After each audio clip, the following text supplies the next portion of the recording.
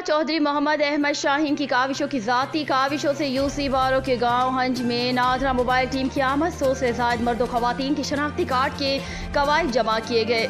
इस मौके पर चौधरी महमूद अहमद शाहीन ने कहा कि मेंबर कौमी असम्बली चौधरी हुसैन इलाही अवामी मसाइल उनकी दहलीज पर हल कराने के मिशन पर गामजन है। उन्होंने कहा कि देहाती इलाकों में शनाख्ती कार्ड बनवाना एक मुश्किल काम समझा जाता है और तो बूढ़े अफराद के जलालपुर जट्टा या गुजरात जाना मुश्किल होता है। इस मुश्किल को देखते हुए चौधरी हुसैन इलाही साहब ने हल्के की आवाम को शनाख्ती कार्ड बनवाने की सहूलत गाँव-गाँव फराहम की।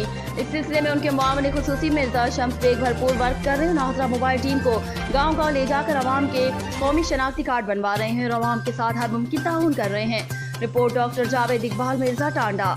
शम्स बेग साहब ने महमूद साहब ने जी ज़ाइफ बुजुर्ग और औरतों वास्ते जो स्टैप लिया है इतने एक देहात के बड़ा अहम है, इंपॉर्टेंट है और इन्हों का वर्क जोड़ा है ये यानी बड़ा ही काबिल तहसीन यानी मौजूदा दौर के वक्त के मुताबिक ज़ाइफ और बूढ़ी औरतें जो है ना इनका नादरा गुजरात या जलालपुर जट्टा में जाना बड़ा मुश्किल है।